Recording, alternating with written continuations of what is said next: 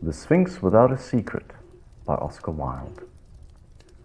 One afternoon I was sitting outside the Café de la Paix, watching the splendor and shabbiness of Parisian life, and wondering over my vermouth at the strange panorama of pride and poverty that was passing before me, when I heard someone call my name. I turned round and saw Lord Murchison. We had not met since we had been at college together, nearly 10 years before, so I was delighted to come across him again, and we shook hands warmly. At Oxford we had been great friends. I'd liked him immensely. He was so handsome, so high-spirited, and so honourable. We used to say of him that he would be the best of fellows, if he did not always speak the truth. But I think we really admired him all the more for his frankness. I found him a good deal changed. He looked anxious and puzzled, and seemed to be in doubt about something. I felt it could not be modern scepticism, for Murchison was the stoutest of Tories, and believed in the Pentateuch as firmly as he believed in the House of Peers. So I concluded that it was a woman, and asked him if he was married yet. "I don't understand women well enough," he answered. "My dear Gerald," I said, "women are meant to be loved, not to be understood." "I cannot love where I cannot trust," he replied. "I believe you have a mystery in your life, Gerald," I exclaimed. "Tell me about it." "Let us go for a drive," he answered. "It is too crowded here. No, not a yellow carriage, any other colour. There, that dark green one will do." And in a few moments we were trotting down the boulevard in the direction of the Madeleine. "Where shall we go?" I said. "Oh, anywhere you like," he answered. "To the restaurant in the Bois. We will dine there, and you shall tell me all about yourself." "I want to hear about you first," I said. "Tell me your mystery." He took from his pocket a little silver-clasped morocco case and handed it to me. I opened it, and inside there was the photograph of a woman. She was tall and slight, and strangely picturesque, with her large, vague eyes and loosened hair. She looked like a clairvoyant and was wrapped in rich furs. "What do you think of that face?" he said. "Is it truthful?" I examined it carefully. It seemed to me the face of someone who had a secret, but whether that secret was good or evil, I could not say. Its beauty was a beauty moulded out of many mysteries. The beauty, in fact, which is psychological, not plastic. And the faint smile that just played across the lips was far too subtle to be really sweet. "Well," he cried impatiently, "what do you say?" "She is Gioconda in sables," I answered. "Let me know all about her." "Not now," he said, "after dinner," and began to talk of other things. When the waiter brought us our coffee and cigarettes, I reminded Gerald of his promise. He rose from his seat, walked 2 or 3 times up and down the room, and, sinking into an armchair, told me the following story. "One evening," he said, "I was walking down Bond Street about 5 o'clock. There was a terrific crash of carriages, and the traffic was almost stopped. Close to the pavement was standing a little yellow brougham, which for some reason or other attracted my attention. As I passed by, there looked out from it the face I showed you this afternoon. It fascinated me immensely. All that night I kept thinking of it, and all the next day. I wandered up and down that wretched row, peering into every carriage and waiting for the yellow brougham, but I could not find ma belle inconnue, and at last I began to think she was merely a dream. About a week afterwards, I was dining with Madame de Rasta. Dinner was for 8 o'clock, but at 8:30 we were still waiting in the drawing room. Finally, the servant threw open the door and announced Lady Elroy. It was the woman I had been looking for. She came in very slowly, looking like a moonbeam in grey lace, and, to my intense delight, I was asked to take her in to dinner. After we had sat down, I remarked quite innocently, "I think I caught sight of you in Bond Street some time ago, Lady Elroy." She grew very pale, and said to me in a low voice, "Pray do not talk so loud. You may be overheard." I felt miserable at having made such a bad beginning, and plunged recklessly into the subject of the French plays. She spoke very little, always in the same low musical voice, and seemed as if she was afraid of someone listening. I fell passionately, stupidly in love, and the indefinable atmosphere of mystery that surrounded her excited my most ardent curiosity. When she was going away, which she did very soon after dinner, I asked her if I might call and see her. She hesitated for a moment, glanced round to see if anyone was near us, and then said, "Yes, tomorrow at 5:15.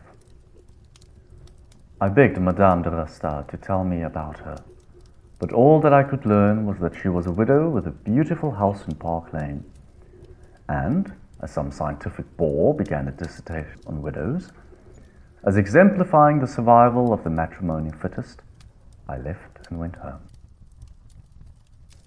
The next day I arrived at Park Lane, punctual to the moment, but was told by the butler that Lady Elroy has just gone out.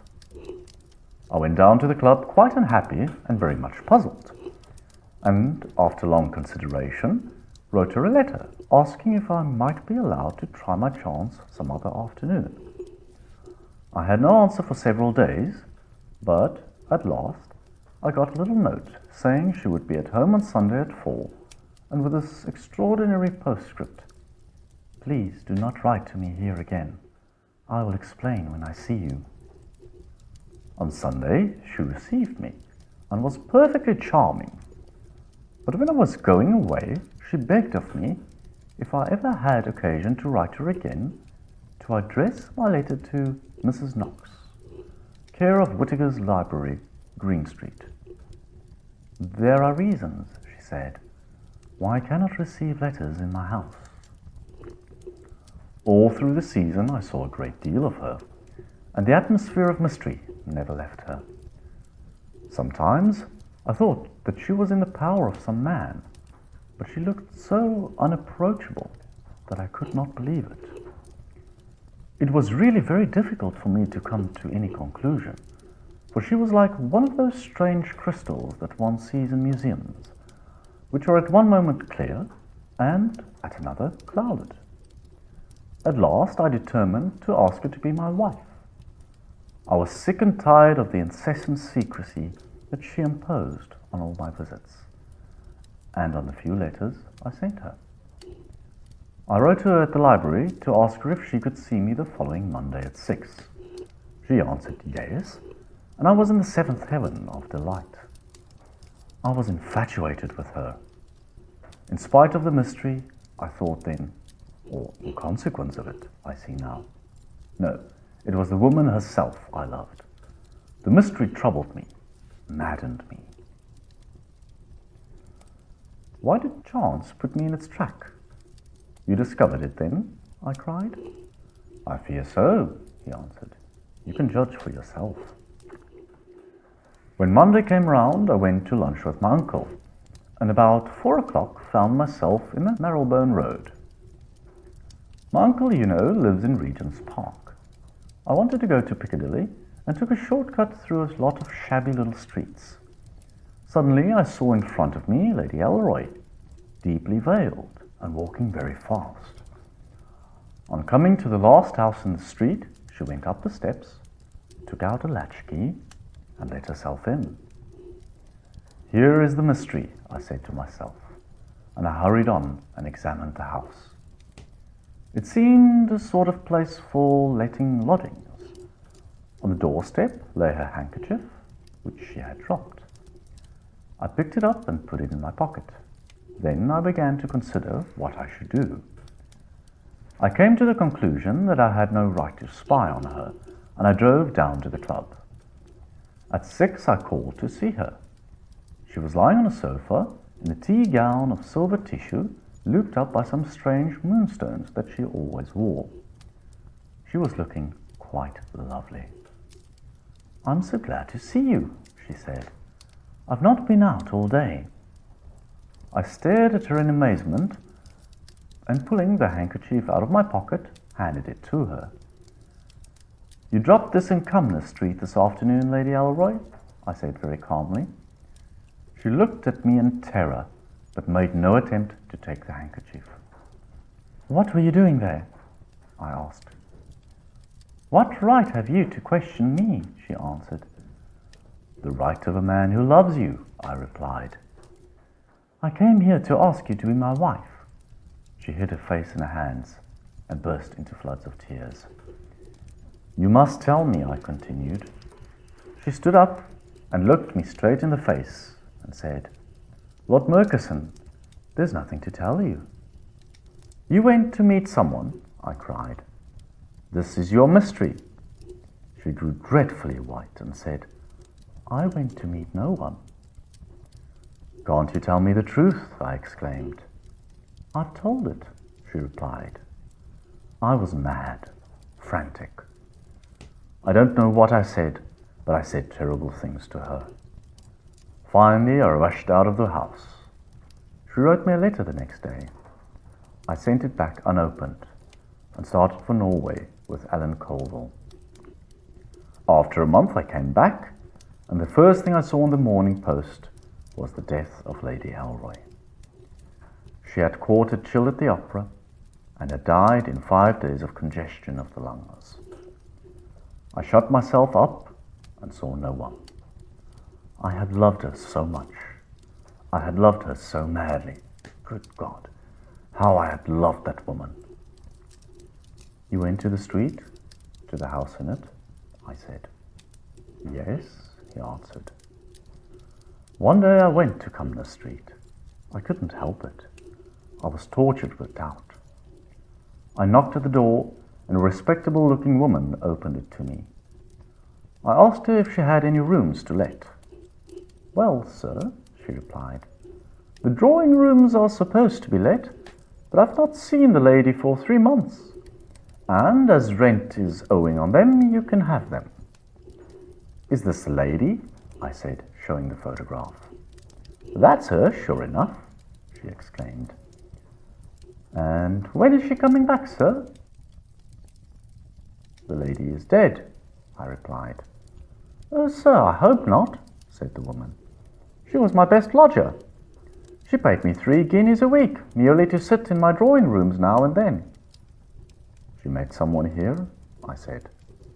But the woman assured me that it was not so, that she always came alone and saw no one. "What on earth did she do there?" I cried. "She simply sat in the drawing room, sir, reading books, and sometimes had tea," the woman answered. I did not know what to say, so I gave her a sovereign and went away. Now, what do you think it all meant?